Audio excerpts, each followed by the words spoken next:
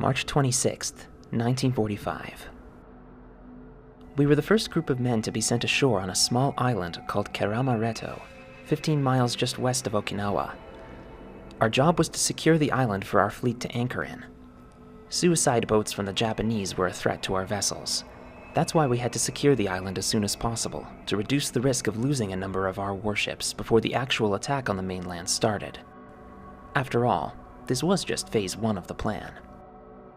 It was our first day, yet the Japanese attacks were heavy and constant.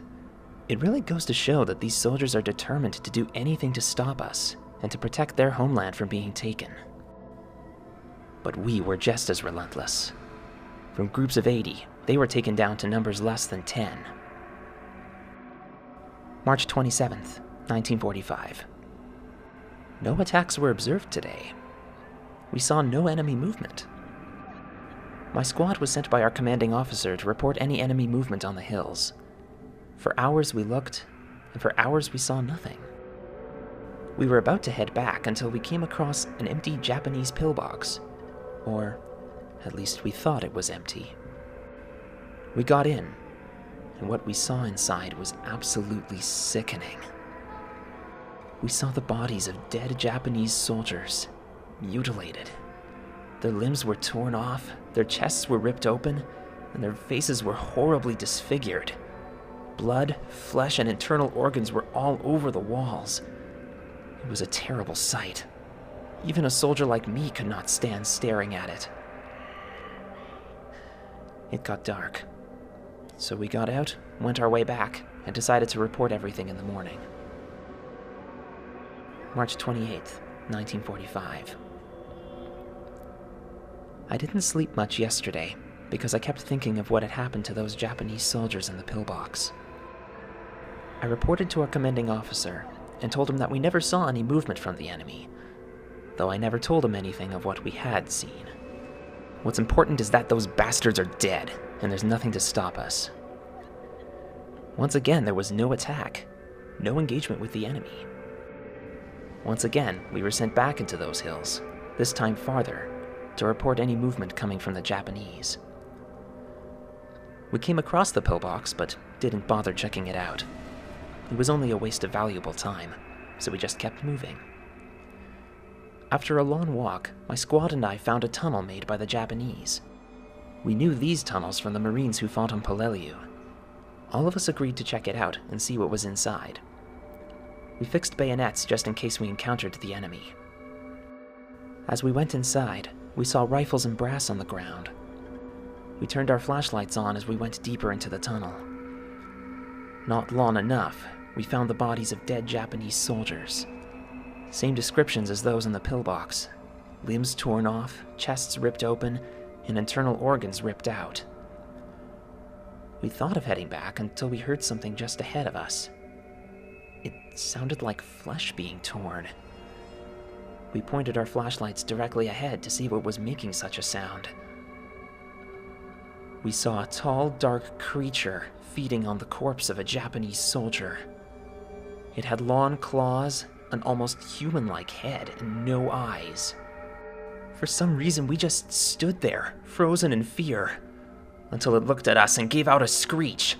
We ran as fast as we could out of the tunnel, but the beast chased us and was able to grab 2 of my comrades. When we got out, all we heard was screaming and tearing of flesh. March 29th, 1945. Private Wharton and I are the only ones left in our squad. We got lost finding our way back, so we ended up here, somewhere in the middle of the forest. We considered calling for help, but we were afraid it would attract the beast. We didn't know what to do. Private Wharton was having a nervous breakdown. I tried to comfort him. At some point, he pointed his rifle at me. He thought that if we were to die here, we would die without getting eaten by the beast. I disarmed him and told him to keep his grip. He started crying. It got dark again. We heard a familiar sound, a screeching sound. It was the beast. It was searching, probably for food. Private Wharton hid under a tree while I hid in dense foliage. The creature seemed to be drawn to Private Wharton's whimpering, so I threw 2 stones in a different direction, and the beast seemed to follow the sound. It vanished. We had escaped it once again. March 30th, 1945. We haven't had food for 2 days. We were starving. We still kept on finding our way back. Every time we thought we were almost out of the forest, we would end up on the very same spot where we began.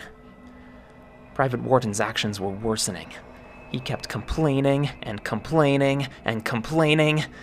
I was also starting to lose it, because of him. He was just uncontrollable. I aimed my rifle at him, and to my surprise, he quickly disarmed me and pointed the gun at me. I thought that was it. I thought I'd never see my wife and kids again. I thought, this is the part where he shoots both of us. I was wrong. He pointed the rifle at another direction and fired a couple of shots. He called out for the beast and demanded me to run. At first I thought he had completely lost it, but it turned out that he was trying to help me, to get me out of there. I don't know why. I started running as fast as I could and as far as I could. I heard gunshots, then a scream, and then a loud shriek. I ran and ran until I was almost out of breath. Then I saw movement. It was our guys! Finally, relief! I approached them. They saw me come towards them. They told me to halt, but before I could act, I suddenly lost consciousness. I woke up, lying down on a stretcher inside a medical tent. Our commanding officer came in and asked how I was feeling. I responded with a nod. He asked me what had happened. I didn't want him to react in disbelief, so I made up a story. I told him that we were captured by the Japanese, and that I was the only one who got out alive. He accepted it, told me to get some rest, and went out of the tent. March 31st, 1945. The whole island was secured. It's really funny, because we haven't encountered the Japanese for days. Or at least my squad and I didn't. I find it difficult to laugh about it. Maybe because of everything I've been through on this island, and that only I know what really happened. We are to be shipped out of here tomorrow to our next assignment. All I want is to get out of this island. To avoid the beast responsible for the deaths of my comrades, who stood and fought with me since Guam. I hope that's the last time I see it.